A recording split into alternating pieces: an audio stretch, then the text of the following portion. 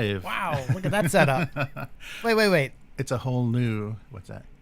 Is this like the 5th wave of the pandemic or something? That's our spooky border. So this is going to be our Halloween episode, right? Because Monday is Halloween. Yeah. So this is our last chance to celebrate. It does look like.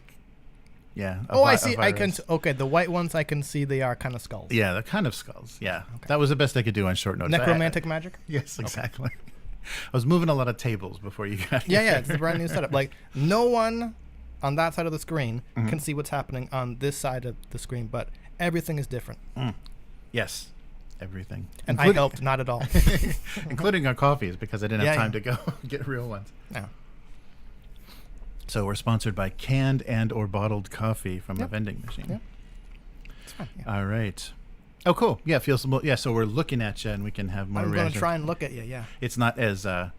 you're watching a couple of people across the across the room discuss something. So yeah, we'll be trying this for a while, and still the lighting. This stuff's come up in the middle too. Yes, yeah. Our chat will grow, so we can point at messages. Oh really? My eyes are not that good. All I can see is 1, 2, 3, 4, 5 messages there. Yeah. Nice, cool. So hey Matt, hey Abyss, how's it going? Yeah. Can I just say it's incredibly humbling and nice that you pointed out there are people waiting in the chat for the stream to start. That's a nice feeling. Like that's wonderful. Right. Yeah, it's really great. And they're members and patrons and stuff. This is really we've come a long way from when we were first doing this, and especially during lockdown. Yeah, where it was just only basically an audio podcast. So yeah. Thank you for everyone that's help contribute and participates in the chats, or just watches. Yeah, you can lurk. Lurking is fine. Yeah. Very good. So how are the things going with you, gaming wise? Any new? Not at all. That's why I'm looking forward to tomorrow. Yes, that's right. Yeah. That's right. Yeah. So Hero Quest. Yeah, I think. Okay. Yes, I think we'll do some Hero Quest. I might do a last minute plea to play a little Dungeon Degenerates with a black light. Sure. Okay. Because that would look really good. Just let me know beforehand. Yeah, of course. Because stuff looks like shit under black light. Oh, right. Yeah, right. In terms of like clothes and stuff. Every piece of lint and everything glows real bright. I've got a kid at home.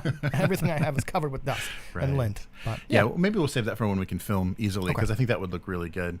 But yeah, I really want to see those things fluoresce. That'd be pretty cool. Yeah, cool. But some Hero Quest. Yeah. The new edition. Yes, right. Yeah, wow, tell me how you really feel. Nothing retro. Yeah, well, if you look in the box, like if you've seen how I handle miniatures, I have them all magnetized on trays.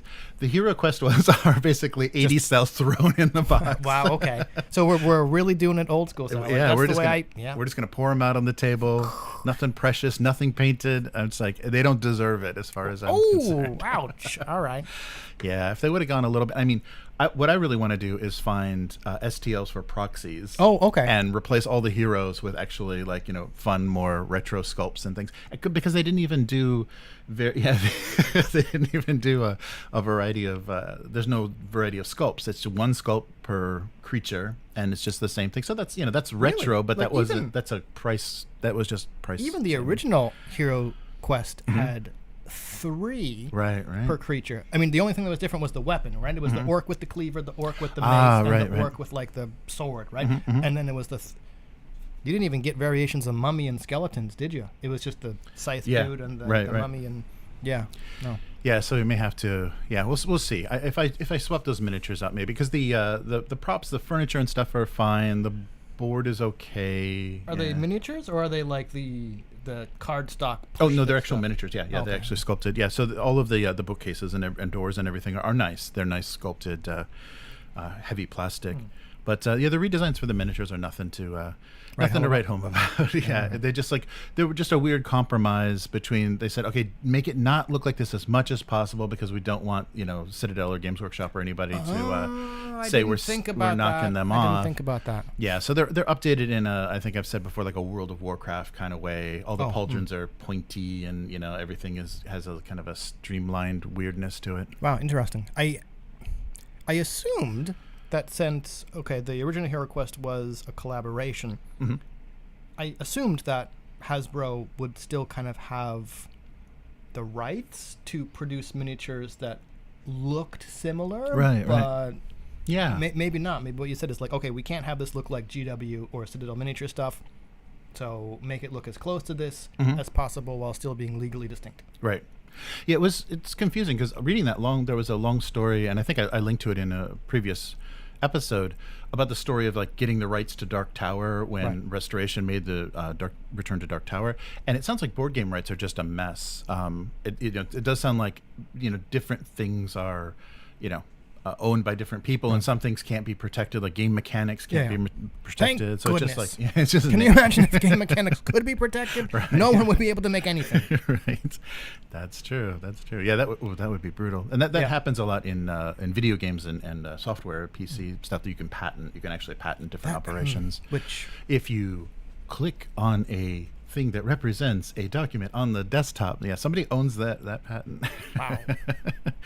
So that kind of stuff is really tricky. So I'm sure they being Hasbro, they reviewed everything, and this is the safest way to release this. Right. So and we'll least risk to themselves. Yeah, and we'll see what happens to the Hero Scape. What Heroscape looks like. I've never played that. I'm kind of quasi interested. Not to the point where I want to pay for it. Yeah, and it's 90s sculpts, so they're going to Sorry, but it already looks more like this this redo. There's no retro about it. I mean, it's how stuff kind of looks in the cheesy board game world. But the factions and stuff are fun. The list of factions are like pretty everybody creative. Yeah. So we'll see. Nice. All right. Well, let's get started for this week. See what the world is up to. All right. So our spooky Halloween episode. That's not really not really Halloween related, but so we'll get started here. Welcome to the Weekly. I'm Jeremy. I'm Chris. And this week on the Weekly, WotC and Extra Life Charity, AlienRPG Part 3, Roll20 Freebies, and World of Darkness Humble Bundle, just in time for Halloween. All right, so on our spooky Halloween episode, let's start with... It's a pandemic episode. Yeah, right, something terrifying, like childhood chronic illness. So Wizards of the Coast and Extra Life are working together for #ChangeKidsHealth. Okay. So it's something they've actually been doing for quite a while. I was surprised. Since 2013, Hasbro has been working with these children's charities, the Children's Miracle Network Hospitals, and also Seattle's Children Autism Center, to raise money. That's almost a decade, yeah. Yeah. So it's been quite a long time, and so they're doing it again this year. And the thing that really caught my eye is how they chose to do it. And this may be something that is recurring, but it was really funny and cute. So a quote from Mike Turian from Magic, the product architect for Magic, says whatever that is. Project architect, okay. My favorite thing about doing charity work for kids is how willing everyone is in the company to say yes and join in. At Wizards, we create games where kids can be anything they want to be. Seattle's Children's Autism Center brings the same joy through the work that they do, developing kids to their full potential. So how are they doing? How are they raising money? So they're creating 4 unique Magic cards inspired by drawings from children. So former patients or former kids that were at the Seattle Center sent them pictures, and they were chosen. They chose 4, and they are Lathis, the Dragon Queen, Birds of Paradise, Silver Legion, and a secret card. And then they had Magic artists redraw in very Magic style, but with the same proportions and crazy ones. So it's really funny because they look exactly like Magic cards, but you're like, what's going on with the proportions there? Because they imitate the drawings of the kids. I'm gonna have to go look at these. I would. It sounds like these were existing cards that maybe they either asked kids to illustrate or kids illustrated without being asked, or just they kind of paired these two things so they don't have to come with new mechanics. Boo. Right. I would have liked to see the kids' art just... that's why they didn't do it, right? Because then they would have to pay the kids. Oh, right. Right? I take no it back. Royalties for you. Exactly. Yeah. Okay, this is nice. We're going to use it to make something that we can own so that we don't have to pay you. Right. Yes. Okay, well, this is getting less sorry. heartwarming. All right. So yeah, all of these kids were former patients at the Seattle Center, and so 50% of the sales for all of these products that they're promoting goes to Extra Life and Seattle's Children's Autism Center. And the other program that they're doing is they're using influencers. So influencers can sign up for the Wizards Extra Life Super Team, and if they raise at least $100, they'll receive 2 special card codes that they can give out to their community. Okay. So they're trying to get people involved. Probably or keep, yeah. Or because that's what I was wondering. Like, we kind of got into this like mandatory volunteerism thing. Like, you can do it, and if you do, we'll pay you money. It's right. Like, well, okay, people doing that for the goodness. Yeah. Who knows? Or the clicks or the views. Yeah. And one more thing is Flapjack, the Flump from their recent Spelljammer release, is also going to be included as a D&D themed art for the Extra Life t-shirts that they also sell, and will be included as a character in Idle Champions of the Forgotten Realms, the digital game, mobile game, I'm assuming. Okay. The only thing I'll say is I don't understand the appeal of the Flump. Like, that's right. It. We'll just leave it at that. Yes. Well, maybe they make good t-shirts. Or pancakes. I don't know. Right. Or pancakes. All right. So Mendy Minhares, the executive director of the Seattle Children's Center, says the generous philanthropy efforts of Wizards of the Coast to support some of our most innovative and creative initiatives related to community outreach and training, building our capacity to serve more patients and families, and improve our systems to deliver more equitable patient care. So it's good stuff. Last year they raised $1.13 million. So it's an annual thing. So it makes it a little less gross how that they're $1 billion company and all that. Yeah, that's stuff. Okay, I feel real cynical today. Sorry. Like that's what this is. This is like we're $1 billion company. We need to soften our image a little bit. Yeah. But they've been doing it for 10 years. Yeah. So okay. Before when they were just multi-millions of dollars. I like that part at the beginning where everyone jumped at this. It's like it's a charity for kids. Yes. Right. Right. Who says no to that? Except like a cartoon fucking villain, right? Right. Kids. No, never mind. Right. Never mind. Yeah. So I'll put a link to the page that shows all the art. They show both the children's art and then the magic. So it was pretty funny. And then there's a button to donate and everything. So the Extra Life page for this project. So what is your favorite horror RPG? So Halloween themed. Like what would be your first pick if it's like, oh, we're gonna play Halloween-ish weekend? What RPG would you play? Oh, the one that's on your screen right now. Oh, really? Yeah, of course. Okay, like, all right. That actually kind of, okay, not to prolong this. Mm-hmm. Horror, I think I might run something different from Halloween, right? Because Halloween makes me think of like, okay, the Halloween movies, or kind of like a bit more slasher stuff, or some kind of like autumn themed. Mm-hmm. But if you just went just horror, yeah, it's either Alien or maybe Trophy. Ah, right. Something with a decent but not super rigid kind of sanity or panic or corruption mechanic kind of thing that's gives the players, actually kind of for certain points takes away agency, right? Because I think that's pretty cool where, okay, I'm going to rely on you to play this character who is panicking in a situation. I also kind of want tools in place so that we don't feel like we're metagaming, right? Right. Would I do this? Would I not? I don't know. Nope. Dice say you drop your weapon, right? Dice say you kind of flee for a little bit. Not to the point where it becomes unfun, where you're just like fear effects and like the dragon game. We're like, well, that's another turn I miss. Right. Have fun, okay, I'm still, nope, safe, nope. Where it's just like something short and then something that you can either manage, like stress in Alien, where it's like, okay, I'm going to build up this stress because it's actually helpful. And right. Yeah. Anyway, that was a long preamble to the AlienRPG section I'm going to talk about. Well, what a coincidence. The third cinematic adventure for Alien was just released to retail. So what they're calling the Draconis Strain Saga was this series of cinematic adventures that include pre-generated characters, are kind of built around those characters and a certain scenario to be that were released. The first one came out with the Kickstarter. And not Kickstarter, with the original pre-order. That's right. There was no Kickstarter for Alien. Thank God. So more respect for them. Yeah. Yes. So that was the original, and it kind of gave you the idea, and I think you got it early if you pre-ordered, and give you the idea of what they were doing when they said cinematic adventure as opposed to a scenario. Scenario. Yeah. So the first one that was included. No, so now you can only get that in the starter set. It's not its own box. The booklet is slightly different. Oh, that's right. From what came in the pre-order, because after we were trying to run the pre-order one, we were like, wait, here it is. Yes. Yeah. Right.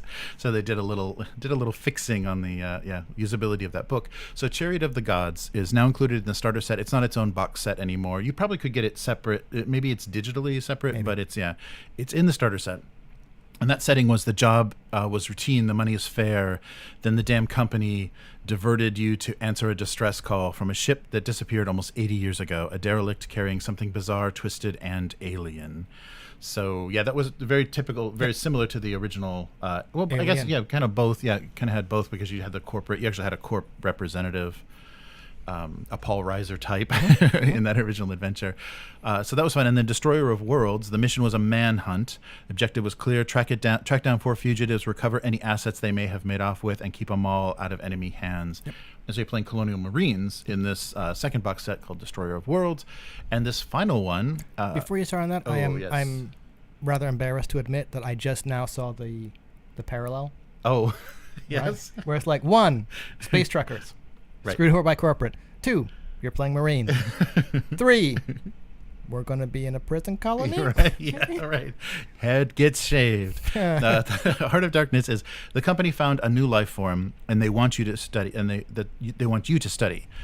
They offer uncharacteristically generous. You catalog the organism, determine how they use it, and bring it back so that they can slap their patent on it. So fairly routine stuff. In exchange, they'll hook you up with a cushy corporate department head position, secure you a book deal, and make sure the institute of your choice gives you tenure. Okay. After reading that, and like I was saying off mic, I have the second one. I forgot the name. Destroyer of Worlds. Destroyer of Worlds. Yes. We have the first one, Chariot of the Gods. Tried to pre-order this third one. Website didn't like my computer, right? So I'm going to get it. But after listening to that description, I think we had a trucker, Marine, corporate/scientist. Yes. So I'm wondering if this cinematic scenario is going to focus a bit more on corporate espionage. Maybe, yeah, right. Where, like, maybe you're going to be in, like, a science building, right? Or some kind of, like, core world, and there's not going to be that many locations that you travel around to, but maybe it's, like, political dealings and stuff like that. Maybe I would like to see that. Yeah, because we were talking about that when we were thinking about what would a campaign be, and could you play an only corp campaign where you're just scientists and executives, and that sounds like what they're going to try to do. Because the core book sets up these 4 kind of pillars, right? Space trucker, Marine, corporate/scientist, and then colonists. Those are kind of the 4 types of games they play. So if this is kind of the last one, I don't know. Maybe there's going to be no, they kind of call it a trilogy. I don't know. There might be one more, but maybe this is then science/colonist mashed together. Oh, maybe? Right. Yeah, that's right. Yeah, well, they did do, we have had, this was a cinematic adventure, but not part of this trilogy, but they did the Hadley's Hope. They did. So kind of a prequel to what was happening before the events of Aliens. Yeah. And the only other release we have for the AlienRPG is the Colonial Marines Operations Manual. So which was kind of released along with Destroyer of Worlds. Yes, right, it was. Yep. Right.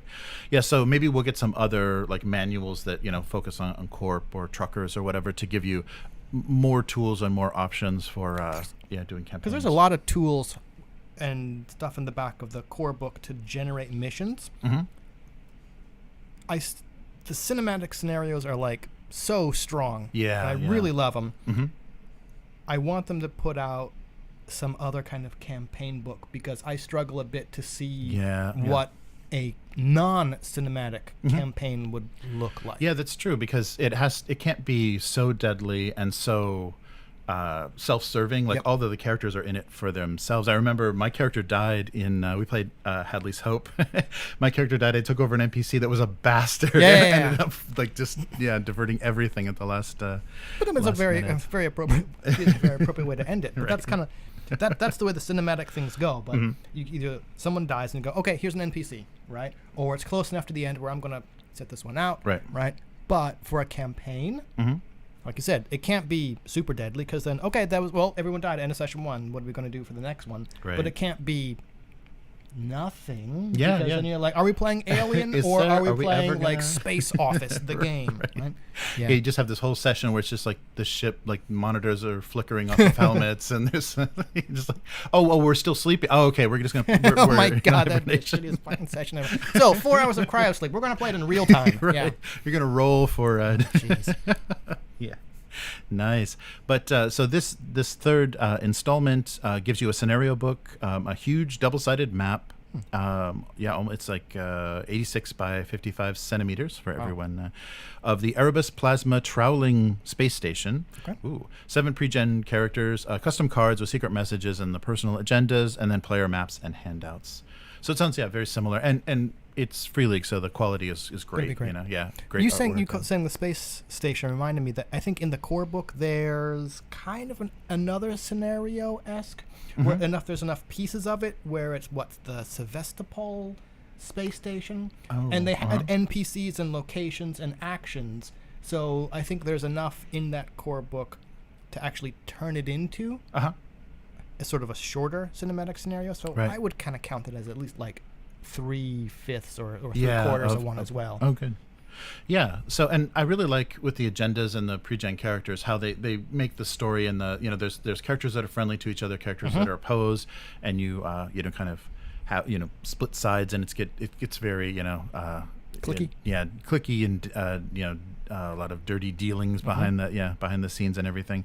And I like it when it builds. Some of the agendas, though, some of the characters are just like, protect everyone, keep protecting everyone. Okay, you don't have to protect everyone. They are a bit. Okay, they are a bit. And but some of them do climax early, or they kind of they get more exciting and more like compelling as you go. Like by the third one, it's like, do whatever you can to make sure you're the only survivor. It's the 3-act structure, and the one we were playing, the agendas that John got that we were playing it, like looking at them then running them later, I'm like, oh, you're kind of a fuck up, like a drug addict, and you're kind of in it for the money, and then you're kind of out to save everybody. So you kind of get like a little redemption arc across the 3, and I like how they evolve that way, right? And some of them are like,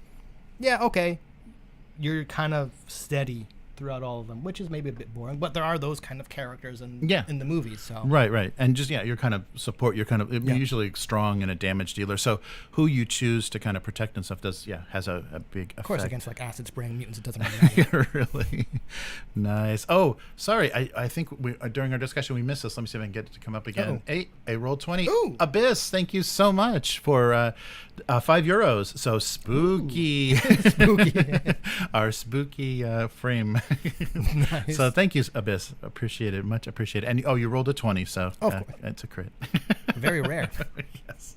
All right. Thank you so much. I missed that. What you need to do is set up a AlienRPG type pool. Oh yeah, Screw those D20 games. Yeah, that would be very fun. All right. Yeah, give you a result. Give you an actual panic. Nice. Okay, so it's available now at the Free League store, and it's probably going to be full retail, so Amazon and every place. 40-ish, 50-ish bucks. Yeah, I think they said actually 30, which was surprising. So maybe a little less stuff in it than some of the other boxes. Yeah, $30 retail, which I was surprised because things seem to be going up. Yeah. Very nice. And if you don't have $30, well, we've got some freebies, and I'm a little suspicious of this, but Roll20 has been giving stuff away like crazy.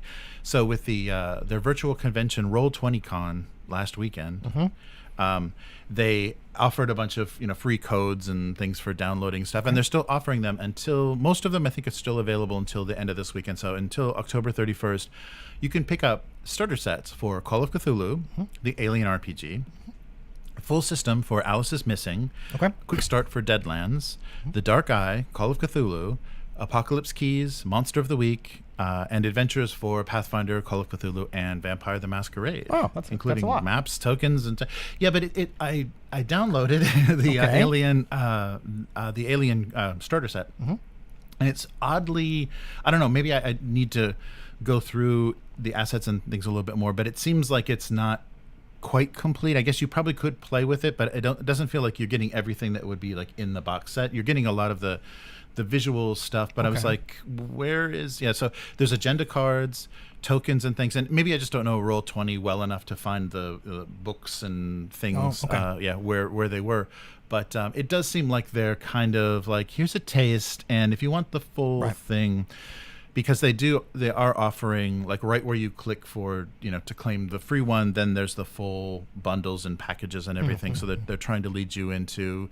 I wish I had this. So of course they're giving it away for free because they want you to learn their system, get a subscription, and get in and be playing these things. But it's good to see, and it's good to see that was the frustrating thing when I was doing Astral. Any of the things that were available on DriveThruRPG, you didn't have any idea of the quality, and the quality was not great because there weren't like screenshots, which is why would you were buying stuff sight unseen, kind of. Yes, right. It was very, very sight unseen, but it had things laid out. You knew it would be the adventure, but some of the clip art or whatever they were using was really terrible, probably just to save money, but I ended up replacing all of it. So it was kind of a waste. At least I had everything was laid out for me, but it was pretty ugly the way it was presented. So this is a nice way to see like how Roll20, like what you can kind of expect for the quality of Roll20. If it's free, you can go, okay, I'm into decent enough quality for me to buy the full bundle. And hopefully, and what they're probably expecting is like if people really have fun doing this and doing it online, it's like, okay, then buy the next thing, let's do this. So, and it's a nice variety of different systems and things to sample. So that's all still available this weekend. So if you haven't been spammed to death by Roll20 for downloading any of these, just on the website there's a way to find freebies. And then if you're logged in, you can just claim everything and then later start games, and those will all be options using all of those quick starts and everything. And our last spooky story for Halloween is a Humble Bundle, of course. So a World of Darkness Humble Bundle. So the world of vampires, werewolves, and wraiths. So this is a little bit different. It's a good, they're claiming this is a good way to start if you don't know anything about Vampire the Masquerade. This is a good introduction. And they have a 1-item level for $1, a 4-item level for $5, and for $10 US, 11 items, which is 94% off. And they do include a game, I guess, because there have been enough World of Darkness or Masquerade games. There is a VR game that's included as kind of a throw-in. Maybe it's because Humble Bundle does both electronic games, comics, and books. So they threw that in there, but so the Vampire the Masquerade Out for Blood requires not Out for Blood, the Oblivion. Sorry, Wraith the Oblivion Afterlife requires a VR headset. So that's the game, and then everything else is Vampire Out for Blood, Sins of the Sires, Parliament of Knives, the 5th edition core rulebook, which actually, when you just buy the one book, that's not the book you get. What do you get for the one? The one book you get is the Coteries of New York. So I guess one of their newer focused deals. So the 5th edition Anarch source book, the 5th edition Camarilla. I can tell you've played World of Darkness. I have never played World of Darkness. I fortunately I wasn't around anybody that was too into vampires when I was growing up. So how do you say that? Camarilla. Night Road, Shadows of New York, Heart of the Forest, and then the Coteries of New York. Hey, reading over the screen actually helped. All right. So we'll put a link to that. It's a decent deal for if you like vampires. Yeah, if you like vampires, if you want to play vampires. Yeah, I've often heard people say that's when kind of roleplay started to do this, because you had people that were really into vampires and I've played Vampire the Requiem a little bit, and I went, this is actually pretty cool, and I like the stuff that's in it. And then I kind of went, okay, I'm way more interested in like the hunger mechanic and what happens kind of like socially than kind of all these supernatural beat 'em up powers, right? And that's in both of the books, right?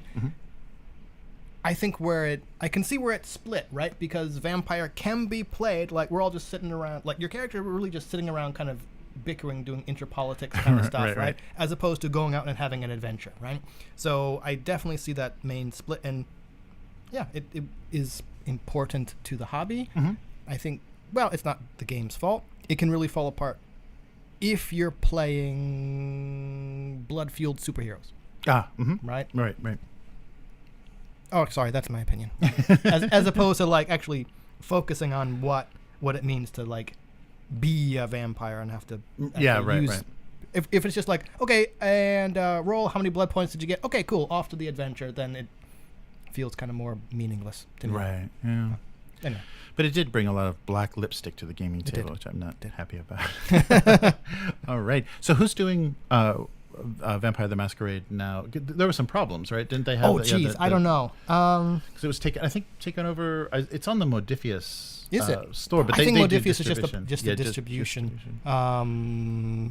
Because there was a little bit of trouble with that new edition. With first, I'm going to get this wrong. First it was White Wolf, then it was... I can't remember. Onyx Path. Then I want to say Paradox, but I don't think that's it. I don't know. I actually don't know who has it right now. Mm-hmm. Yeah, so... Yeah, but I lucked out. I kind of dodged that bullet while everyone was... I think I sold... I picked up a bunch of old second edition source books years ago at one of the shops down here that I've since sold off. And I still have, I think, Vampire the Requiem, maybe the second edition then, Changeling the Lost, and maybe Werewolf the Forsaken too? I think that... Okay. Actually, the original World of Darkness book, the second edition, was pretty good. And I think Lyle pointed out that, okay, there's not a lot of supernatural stuff in this one, which allows you to layer a bunch of templates on top of it, right? But I think they went a bit silly. Oh, yeah. Anyway. Yeah, but that edition, if you like to try out 5th edition, that is available for a decent price. So $5, you can get a good start. Yeah, 4 books. $1 an edition. Yes, get a good a good start into the world of darkness. So I thought that was appropriate for Halloween. There wasn't a lot. I mean, everyone's having their little Halloween sales, but there wasn't a huge push. This year just wasn't as into it, and my Shudder subscription lapsed, so I was like, I'm not going to be watching horror movies, so maybe I'll do another free trial.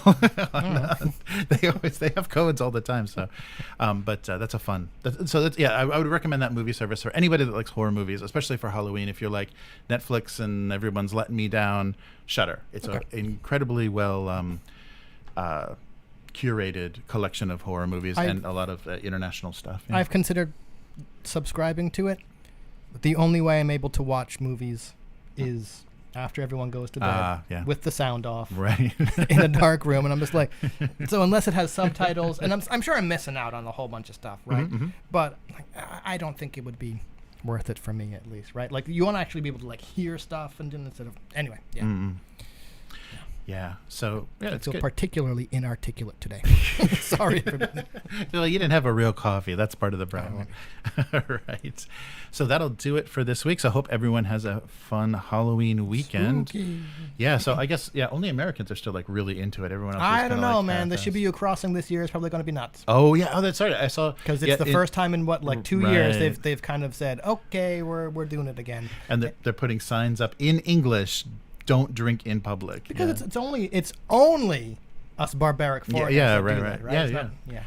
Yeah, I think that's because there's there's public drinking laws in all Western countries, and here they allow it. So of course every foreigner takes crazy advantage of it. They set up on every hand railing on every subways. There's a little stand-up bar going on. Yeah. All right. Yeah. So happy Halloween to everyone, and thank you for joining us with our spooky. We got our spooky border. Yeah. Well, not enough of that. So stay tuned for our Christmas border coming Jesus soon. Christ, no, please.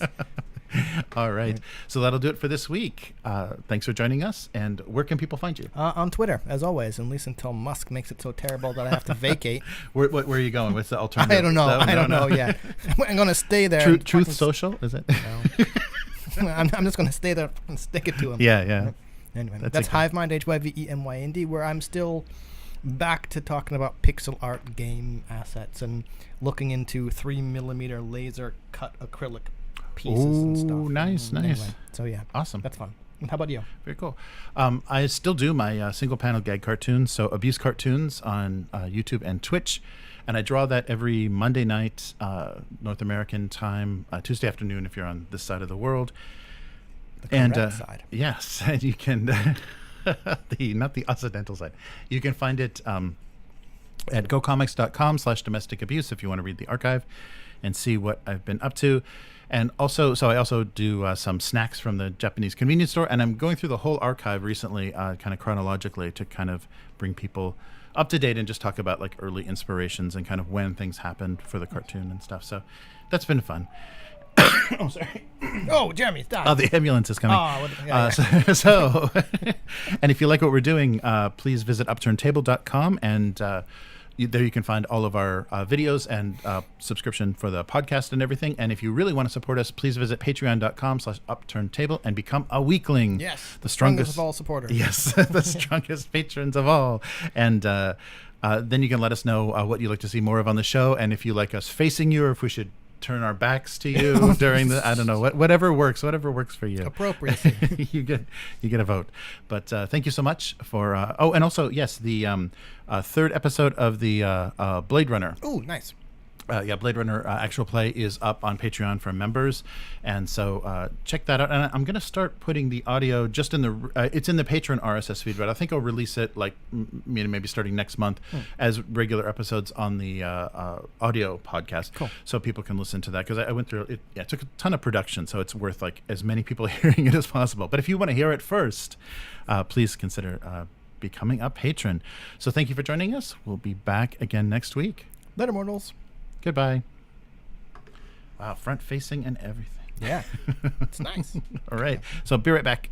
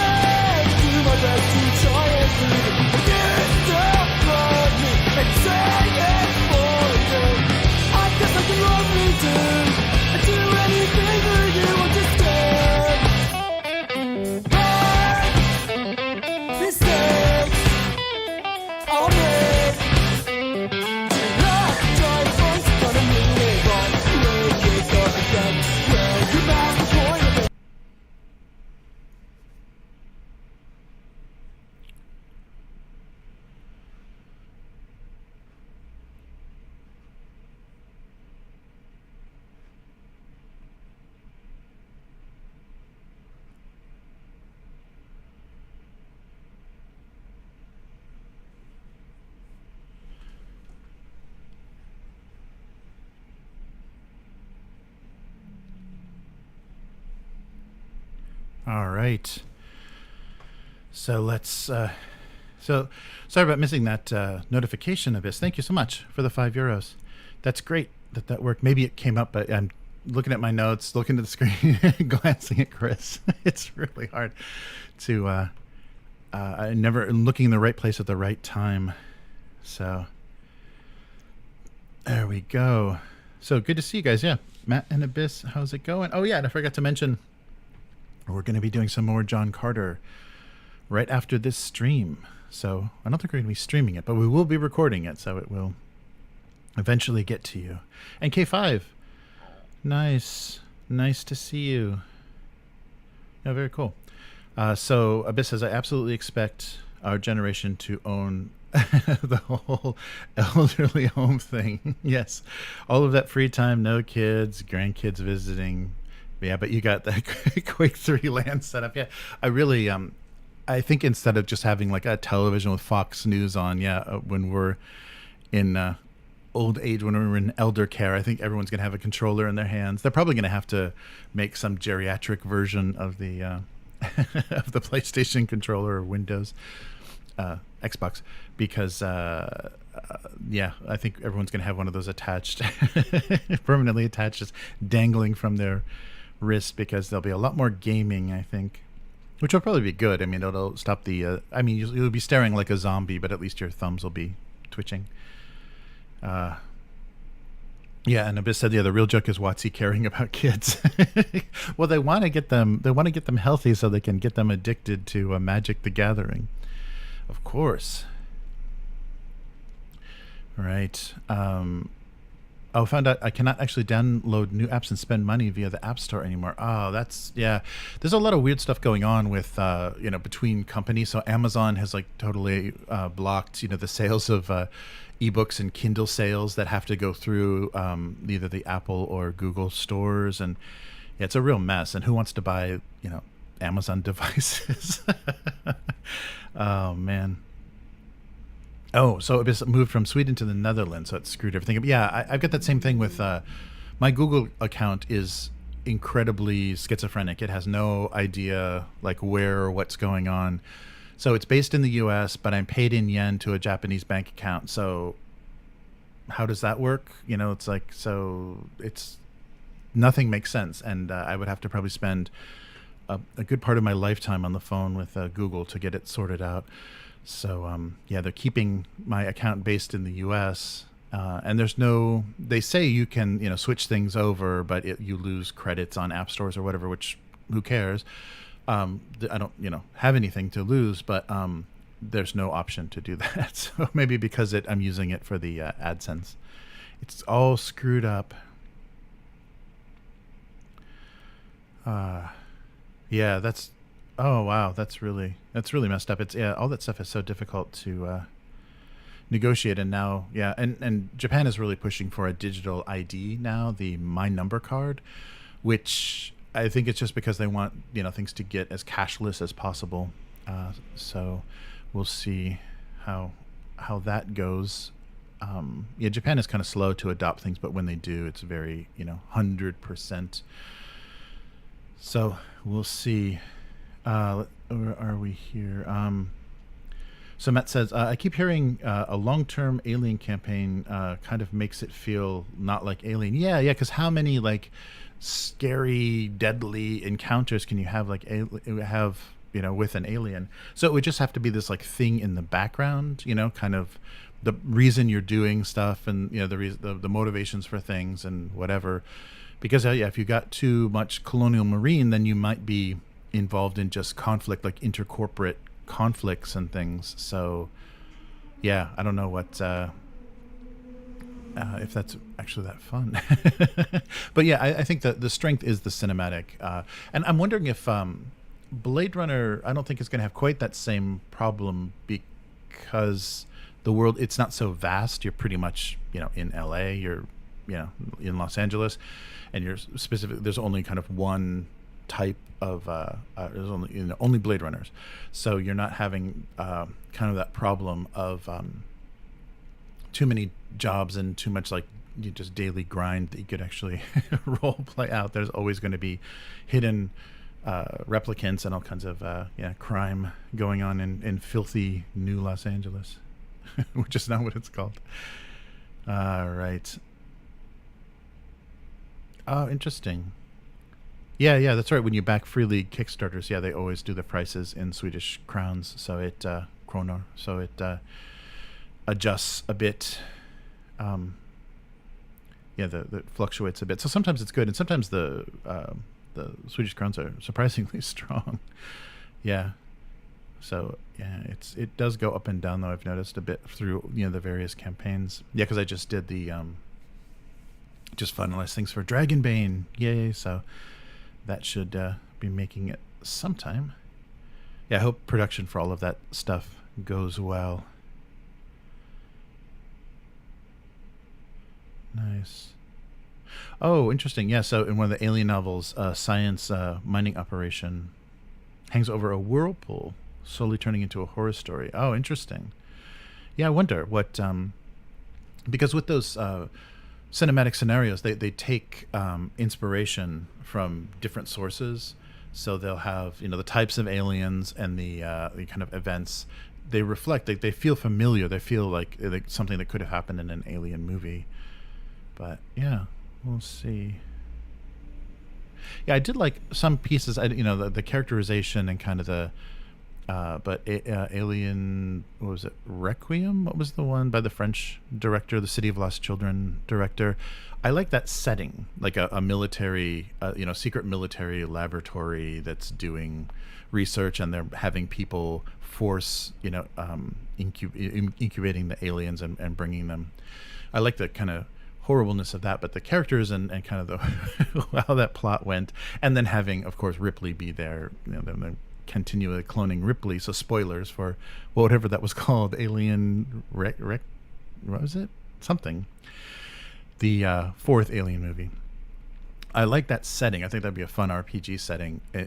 I guess if you knew the movie, though, you'd figure out right away what was going on. But I like an unfolding, like you have to go someplace, and then it gradually gets darker and darker when you figure out what they're doing. Yes, right. Yeah, Abyss says, here's the structure is Facehugger, Marines, Final Girl, Explosion.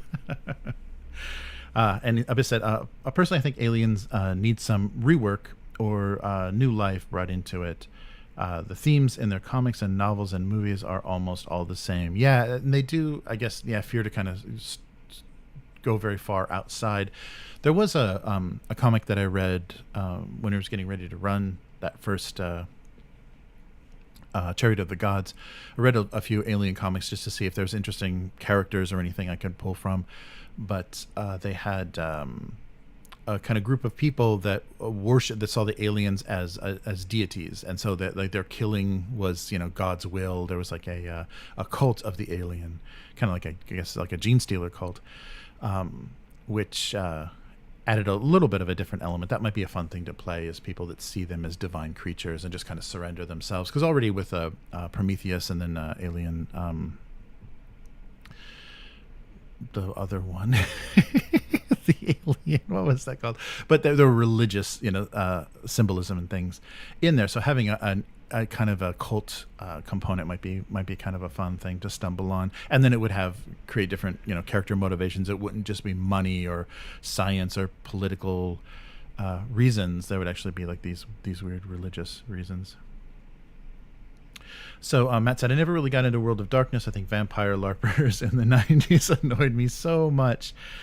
I just forever had a bad opinion of the game. Yeah, I'm kind of the same, Matt. I feel lucky that I dodged that. I think the only thing I played that they had with some really beautiful art, they had I think a card game that was inspired by World of Darkness.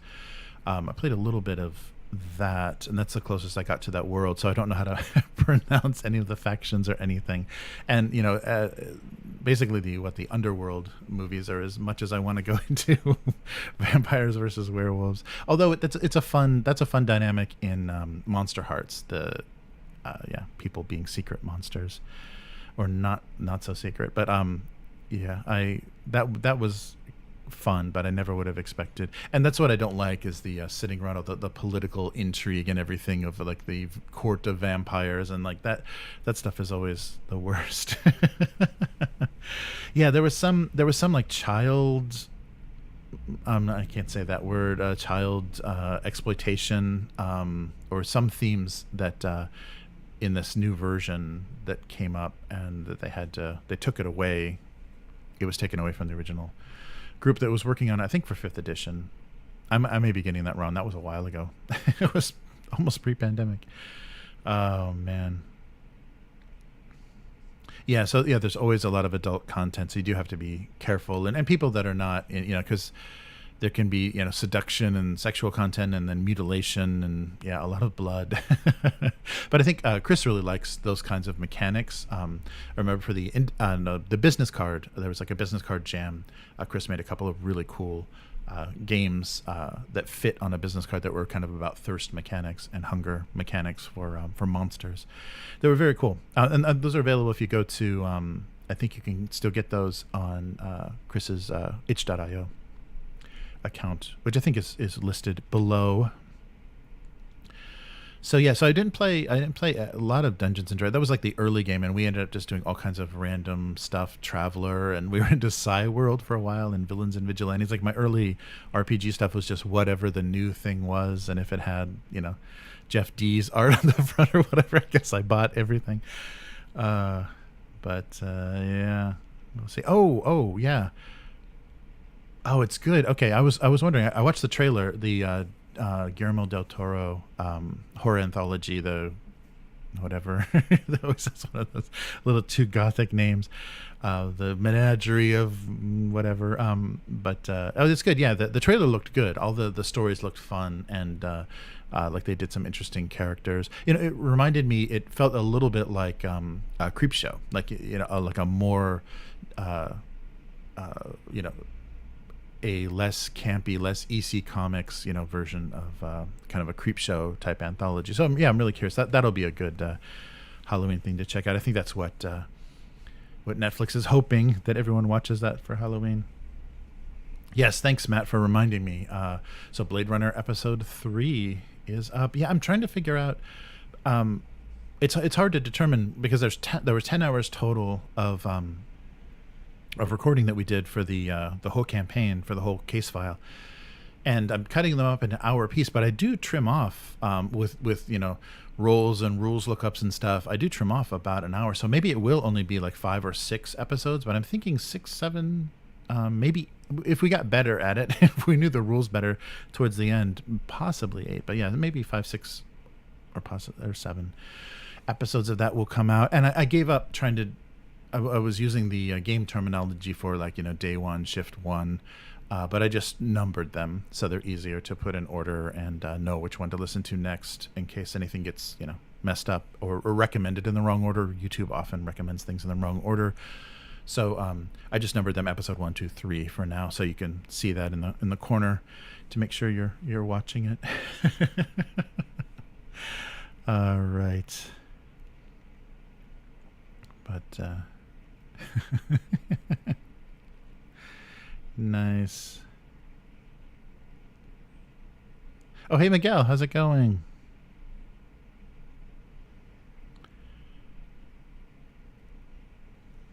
Oh, interesting. Yeah, so Etsy doesn't seem, and shipping to the US for Etsy is insane because they don't use any decent shippers. But yeah, I've always noticed Etsy stuff is pretty jacked up, so it's only if it's that like final piece of your cosplay costume or something does it seem worth it, because Etsy sellers are all trying to make a career out of stuff that they're doing. Yeah, Necromunda. Yeah, that's really brutal. Yeah, I want to get somebody into Necromunda. I might be able to one of the players in the OSR game was talking about wanting to play orcs, someone to play 40k orcs. Of course there's no orcs in Necromunda, but some kill team, so I might try to get some kill team going, but I'd really like to do Necromunda. I've got my got some stuff that I'd really love to paint up for that, and I have a whole old metal set of the Cawdor, everything. And I like I don't know. I still like the old rules better for Necromunda. I don't like how they try to make the rules make money for them, and all of the Forge World options and stuff that are in the books. And you got to buy so many books to run, because there's stuff in almost every one of the books that you can play in any sort of game. So all the faction books include rules that can be used by all. So it's just one of those stupid things like Fantasy Flight always did, or like with X-Wing and stuff. You need to basically buy every single ship from every faction, because there are neutral cards in there that you can play with, that anybody can play with. So to have the maximum amount of options and things, you basically need to buy everything that's released, which really sucks. Yeah. Miguel, I'm hoping we'll get our actual play of that up as well. Yeah, that's been really fun.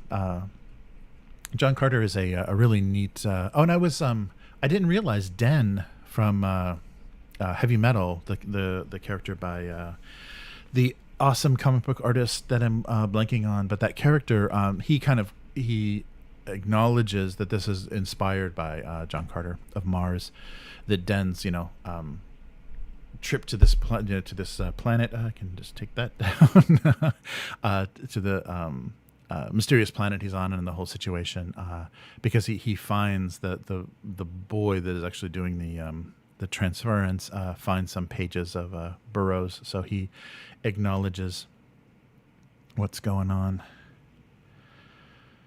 Nice. So there we go. All hail abysses, all hail our Chinese overlords. Resurrection. Yes, that's right. Alien Resurrection. That's right, of course, because it's cloning her. Yeah, that Sigourney Weaver performance is pretty creepy in Alien Resurrection. She really leaned into it. I guess you can't blame her like that, That is her character. No one else is ever going to play Ripley. Nukes improve every RPG, says Miguel. Nice.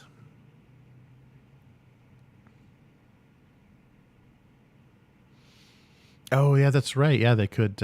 Yeah, she was an android too. Android Winona Ryder. Oh yeah, that's right. There was an original, a William Gibson script for Alien 3. That's right. I remember. Because it was because they didn't think they had Sigourney Weaver, and they had a Hicks and Newt survived, and so it was like Hicks and Bishop uncovering some conspiracy or something back on Earth or something. Yeah, they did a comic book as well. They did a comic book of that Gibson screenplay. So there's a graphic novel of that. Yeah, Dead Space. Yeah, I really want to run, once Mothership comes, once that box set for the first edition Mothership, I think Mothership would run Dead Space really well. I'd really like to do that because I like the cult and the weird, the markers. I love that idea of from Dead Space, and everyone just being, on a mining colony. That would be fun. Oh, really? Oh, I'll have to look at my old Necromunda books. Yeah, it's got rules for orcs. Maybe I can convince to play old rules Necromunda. Get those commandos painted up for. Or I'll see how they handle the orcs. I may be able just to use orc boys, but that'd be really fun. I'd really like to get some skirmish games in. So yeah, I don't think we're gonna stream it or anything, but we'll do some hero quests. I guess if we play down here, we can stream some hero quest, which may be worth it. I might. I'll see if I can talk everybody into it, because we'll just do an overhead camera thing. If we do like a lower table, we can do an overhead camera thing and kind of get everything in there. Nice. Oh, Space Marines too. I've got to look at my old books. Yeah, because I've got a lot of old Necromunda books. I don't remember about everything used. It wasn't from back in the day. I bought a lot of stuff used, but I'll have to look for orc rules. That would be really fun. Nice. Oh, very cool. Yeah, I wonder. They're probably. Oh, I heard a funny thing. I didn't include it as a news story, but one of the blogs, the kind of wargaming blogs, was writing about how Games Workshop just basically gave up the Orktober thing. They coined this kind of Orktober phrase. They fucked up ever releasing anything and doing any big releases very well in Orktober. Either they would announce them in October for Orktober, and then they'd come out in November, or they would release them in September. So they never quite utilized that.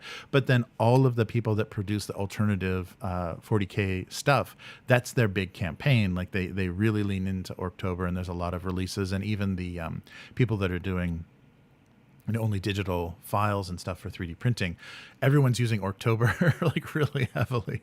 But Games Workshop is just going to have to give it up, because I don't think there wasn't even a single mention of it this year. So they've really dropped the ball on that. And I guess it's got to be hard to work into there, because their schedule is so far off, and it's got to be hard to work into there. But it seems like for their community site and stuff, it would be an easy thing to do. Just do some, orc lore, or even on their Warhammer Plus or something. They're not even doing anything orky, which is a shame. That's a fun thematic thing. But that's really funny. Oh yeah, Necromunda Waste. Yeah. I gotta find some good. Oh hey Matt, have a good night. See ya. Oh yeah, that's right. See you in a bit. Good night, and see you later. Matt's got to get ready. Got to get into character. Practice his Prussian. Yes, that's right. So. Oh yeah, flayed ones. Oh yeah, flayed ones would be very cool. Yeah, that's interesting. There could definitely be some weird, Secret Tomb World with Necrons. That would be great. Yeah, Necrons made it into a kill team, but yeah, we gotta look that up. Yeah, very cool. Yeah, so we're gonna. I hope I can get everything working the same. It may not sound exactly the same because I'm using a different mic, but we're going to try to do everything as we do previously on Owlbear Rodeo, and record some more actual play. Yeah, so some John Carter. So I guess I'll get ready for that as well, because don't want to keep everybody up too late on the Pacific Coast. But yeah, so look for that coming after. That's right after Blade Runner. It's in the queue right after Blade Runner, and it's going to be a while. It's like a pretty big 4-part campaign, so we may be doing John Carter for a few weeks more, maybe till the end of the year. And I will be back with everyone next time. And if you're listening to this on the Patreon RSS feed, thank you so much for your support. Really appreciate having you around, and stop by sometime if the timing works at all for our live stream, and jump in the chat. But thanks again for everyone, for members, and Abyss. Thank you for the donation for the euros, the €5 for our spooky. I guess I got rid of the spookiness, but our spooky Halloween episode. Yeah, there really wasn't that much Halloween this year. The World of Darkness Humble Bundle was about it. So thanks again for joining us. We'll be back again next week. So take care, everyone. Goodbye.